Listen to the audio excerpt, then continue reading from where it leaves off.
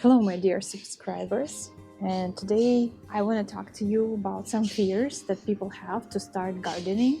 And I actually ask about that a lot of my friends, and I ask my husband, like, why you have never started to grow any vegetables at home, on the kitchen counter, on the balcony, in apartment. And the results of that little questionnaire was very interesting, that people named absolutely the same things that stop them from starting to grow any food, any kind of food, either herbs or many fruit or even flowers, which you can add to your food. A lot of flowers can be used as a tea, and I just see so many wonderful properties in a lot of flowers, and you cannot find them as a tea mix on the shelf in the store, but you can actually make this kind of tea yourself with your own flowers, which you grow on the balcony, in your apartment, in the kitchen, in the pots, in the containers, anywhere you want. So as I mentioned before, I grow my vegetables. I have some experiments going on, and my balcony is very small. Even in this small balcony, you can grow very nice amount of vegetables and herbs, and I think it's amazing sometimes how we can use the space. I hope these crazy parrots are not disturbing. There are like hundreds of them. They just flew in from somewhere. Okay. Yes, you can use a lot of space to grow a very little amount of vegetables. That sometimes work in the opposite direction. So sometimes people that, well, when they have a lot of land, they will achieve more, but sometimes more is less and less is more.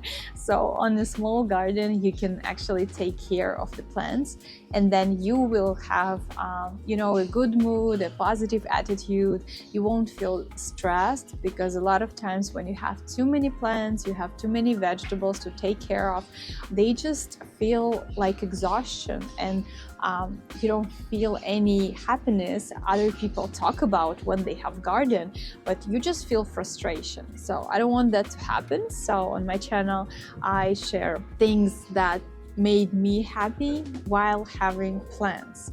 I will make a tour of plants I have right away. And so I also grow some vegetables for sprouts. On my kitchen counter, I do have some plants. So I have three kinds of plants here. So I have onions, I have beets. I eat beets leaf. I use them in a salad. Do you want to try? It's my puppy here. They taste very interesting. I love them in a salad. For me, they taste better than lettuce. They just have more rich flavor. First thing that my husband told me, he thought that it's very difficult to grow something. Yes and no.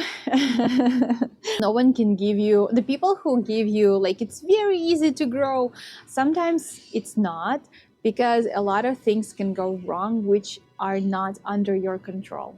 And you have to remember that when something goes wrong. In my garden, some plants die. Sometimes it's not my fault or anyone else's fault. It's just what happened. Because this is alive. The soil is alive, and all the plants are living things. And we have so many things going on right now in the soil while the plants are producing fruit. So I honestly believe that we don't have almost any control of that, but we can help our plants. So if something goes wrong, sometimes it's not your fault.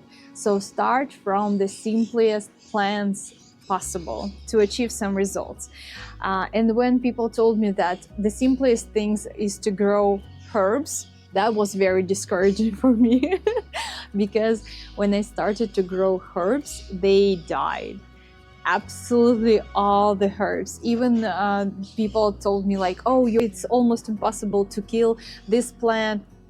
It was very possible for me. So I killed almost all the herbs right away. They started to sprout. They started to have very nice seedlings, but yeah, just something went wrong. Well, of course, now I know what went wrong, but sometimes people say it's very easy to do something, and then you try it and it doesn't happen, and they're like, I'm a total loser or what? Even the simplest things, I wasn't able to achieve it. But same happened with me when I first time tried to have the onion sprouts. For me right now, this is very easy to sprout them. But like 5 years ago, I think that was almost impossible. That's spicy. Do you want to try some? No, I think you shouldn't. Yeah, so right now it feels like something natural, you know, like I just put it inside the soil and it grows. But 5 years ago, I killed all of my onions. They didn't sprout. They were rotten. They smelled really bad, very bad. So I thought something died on my kitchen. Yes, and it was onions. It's very easy to start when you know the basic rules. So prevent this fear of, you know, doing something wrong and that everything dies under your hands. I think that you have to understand that a lot of times people try to reform the nature to their will, and they want to force plants to live in the conditions people created for them, but not the conditions plants actually need for them. And three basic conditions are the amount of soil, amount of light, and amount of water. Those are basic rules. And if you understand those rules for different plants, then it won't be a problem to grow almost everything except some of the flowers and some of the princess vegetables, as I call them, or princess flowers. So you have to understand that different plants have different demand in watering, different plants, well, even the house plants. But house plants, they mostly tropical, so they have pretty much the same conditions they need. Pretty much, I'm saying pretty much because all of them also different. But vegetables, there are vegetables which are created by agricultural specialists. They created to bloom and to give a fruit in your conditions. Maybe you live more in a Nordic zone, or you have super hot Arizona summer, I don't know, but usually adaptation for the vegetables exist in your zone. So you have to remember that some plants I take from the Nordic collectioners, and it doesn't grow really well in hot conditions because it was formed to resist cold in a better way. But on the contrary, for example, for some people it's very hard to grow garlic because they don't have winter, which triggers the cold weather, the coldness, which triggers the growth for garlic. So you have to understand some of the unique properties for plants, but usually it's the same amount of light, amount of soil, and then amount of water. So some of the plants, they're heavy eaters like zucchinis and pumpkins. You can grow them on the balcony very successfully, but you have to have a lot of soil, and that soil has to be very nutritious, very rich, like a compost, almost 100% compost will do greatly. But for some other plants, this rich soil, almost compost, will definitely kill them. So soil is the very important factor. And right now I don't have any cucumbers or zucchinis, any zucchinis or pumpkins growing on my balcony because I don't have a balcony capacity enough. I am going to, and for that purpose I'm gonna go just outside and just collect some of the green leaves and cut grass, and not in the park, but in homestead. People just donate me green grass so I can produce my own soil, and then I'm just gonna compost it and create this wonderful rich soil for zucchinis so they can thrive. I have already grown them in the pots, in the plastic pots. This year I'm gonna grow them in textile pots like this, and I have another video about pots, why I use textile pots for. Oh, I just love the feeling. I just want to hug it, especially when it's hot. It's getting quite hot. So if you live in a very hot area, very sunny area, I do not advise you to get black or dark gray, because they're gonna heat up very badly. So just get the light ones. But I just love the feeling. I don't know, I just love it so much. That's my little babies here. So yeah, I grow zucchinis and pumpkins in the textile pots now, and I find it much better. Watch my pots video about why I choose pots for some plants, and why do I choose plastic containers. This is very rare. I don't like to grow vegetables in plastic containers. I only grow vegetables in plastic containers when I have them on my kitchen counter, because I don't have holes, and you have to master watering, but I don't have holes in the plastic containers because I don't like my kitchen counter to get muddy or overflow it with water. But you have to master how to water plastic containers with no holes. All right, so yeah. And I also grow flowers in the plastic containers because I have them on the table. Same reason, absolutely the same reason. And in a lot of cases, even if I will have the plate under my pot, it will overflow, or I do have some pieces of soil coming out. And yeah, I just don't drill holes inside of the plastic pots for my flowers as well. Watch the other video. All right, another reason why people don't start gardening on the balcony or in the apartment, because they do not understand how they can provide enough sun, especially when you love gardening and it's out of season, it's winter. And yes, you can still grow tomatoes, you can still grow cucumbers, radishes, a lot of herbs, but be careful with herbs if you're just starting, because they're kind of tricky. You can still grow, as I said, you can sprout a lot of things. It's not that hard, it's very easy, and it doesn't need a lot of maintenance. Yes, my dear.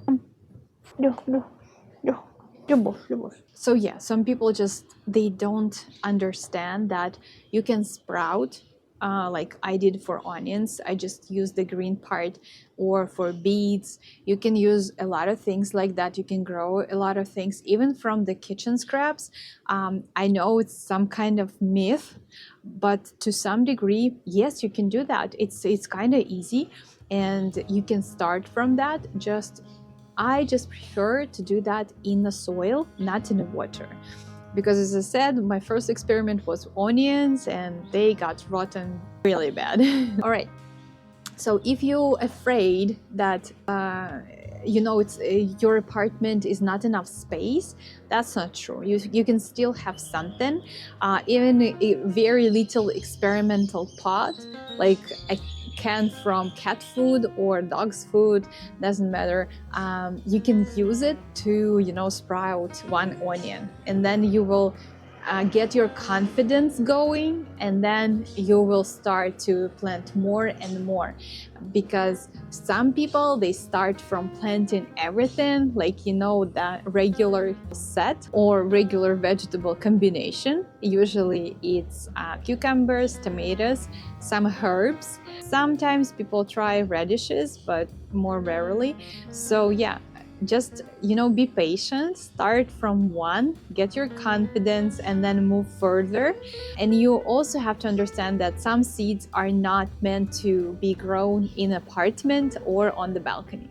So we do have some variations of vegetables which are very good at growing indoors with the lamps, for example. But if you want to grow, I don't know, tomato, and you live somewhere in a very Nordic condition with harsh winter, for example, you live in Finland. So if you decided to grow something and you think it won't be able to grow in your apartment, you just check, because people try a lot of things, people test a lot of things, which makes me really happy that people just try, they are ready for it to be a failure. But it's still fun to grow something, and I do have my own experiment and I'm failing. I'm proving that that method doesn't work, but that makes me happy because that's something mine. I keep journaling, especially if you do it with kids. It's a great way to, introduce them to gardening, to see how it grows, and that it takes time, because I think that nothing makes you appreciate vegetables and food more than you grow it. Because when you grow it, you see that one string of onion takes a lot of time. I mean, like a week to grow almost sometimes. So you just start to appreciate. And when you want to throw away some kitchen scraps, and maybe you don't feel like eating something that it's not fresh anymore, I mean, like not fresh and crunchy, so maybe then you will understand that took that plant some time to grow it. And yeah, just appreciate food more and just don't waste it.